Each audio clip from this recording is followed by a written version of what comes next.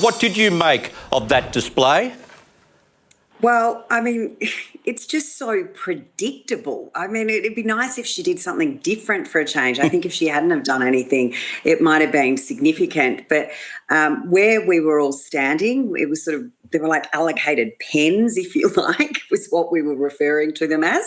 And Lydia was actually in the pen opposite me. So I could see her, and she had on the wrap, the fur animal wrap, and was holding some gum leaves or something. But, a couple of journos came over and spoke to her before everything started. And I guess everyone was just sort of talking about it, was sort of when, not if, what she was going to do. So I think whoever was managing it, she's known for what she does. She's known for these outbursts. It was totally predictable she was going to make it all about her and turn herself into a spectacle. I don't know why she was in the middle of the room, which was where we were. I don't know why they didn't try and move her to the back of the pen. I don't know why they didn't have her closer to an exit. This was all completely and utterly predictable. And if, quite frankly, it was up to me, I'm not sure I would have invited her. I didn't know King Charles was on a ship which came into Sydney Harbour in 1788, but he copped it, didn't he? Look, it's just extraordinary and it was embarrassing, but I must say Queen Camilla did seem to have quite a... her face seemed to indicate that she was, if not enjoying it, could at least roll her eyes at the behaviour, because I'm sure this is the sort of stuff that they've both seen before. It's almost like performative art,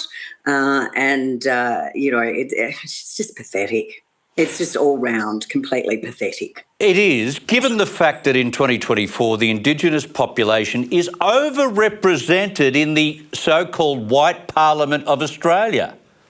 Well, there's certainly no shortage of Indigenous members of Parliament. The Senate certainly has very strong Indigenous representation, and it actually has it across the entire Parliament. There's Indigenous members of almost every single party, certainly the mainstream parties, the Greens, as well as independents. So there's plenty of Indigenous voices within the Parliament, and it just makes these outbursts that she has all the more irrelevant. Ironically, she had to swear an allegiance to the king, which she did. So, was she lying then or is she lying now? Yeah, that's interesting. She did that and then she thought that she needed to use the F word 3 times. That's where you crossed the line dramatically. Yeah, well, I think whilst you can hear it on the vision and the recording, that was actually, I couldn't hear that in the room. I could hear her outburst. I think by the time she sort of pulled that stunt, she was pretty much out the back of the room. So I'm not sure that was audible to many people in the room.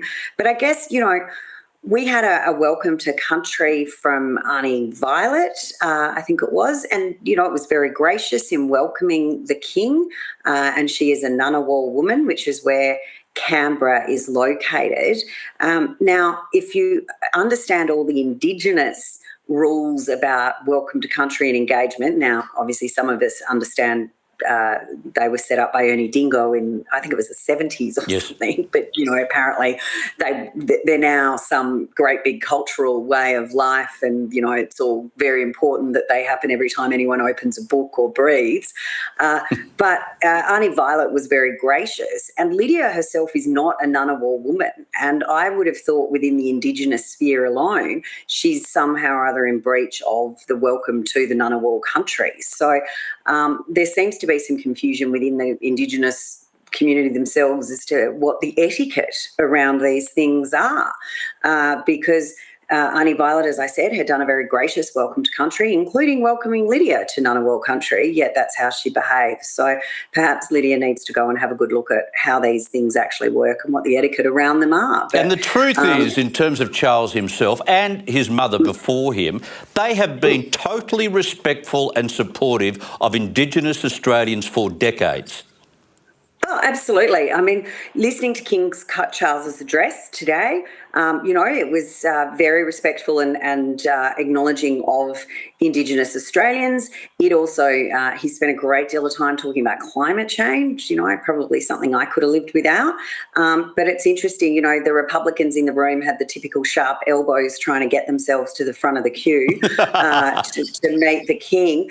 But, it's the Republicans that King Charles was probably speaking most to in that room today. So the whole thing just doesn't make any sense. It's a stunt by Lydia. I know we're talking about it on media now, so I'm about to sound a bigger hypocrite as Lydia, but I do wish that no one reported when obviously it's been widely reported now, so we're commentating on it, but had no one in that room reported on it, that it hadn't been carried in the media, that everyone just ignored her, ignore them and they go away. Remember our mothers used to teach us that? Yeah. She does it for the publicity. She does it for the attention. And I just wish somehow or other she wasn't able to always get that and end up on the front page of the paper, which she inevitably will be tomorrow. I wonder whether something could be done to punish her for the outburst. No doubt nothing will be done, but under the rules, if you did something similar on a different topic, I wonder whether you could be admonished or punished. Well, there's certainly rules within the Senate, and let me tell you, she impressed no one today. And a number of my colleagues that I saw down there, as well as people from the other side, people that sit in the government, all saying that the behaviour was completely inexcusable. But what could the Senate do to censure or admonish her?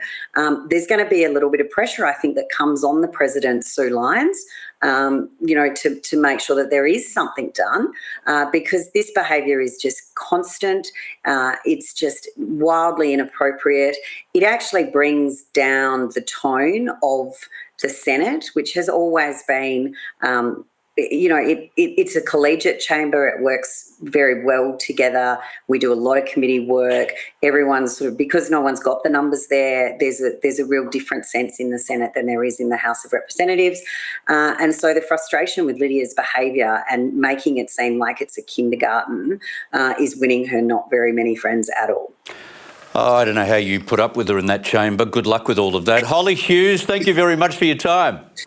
Great to see you. Thanks, Smithy. Good on you, Liberal Senator Hollie Hughes. How could you even work in the same environment after what you saw today? To be expected, of course.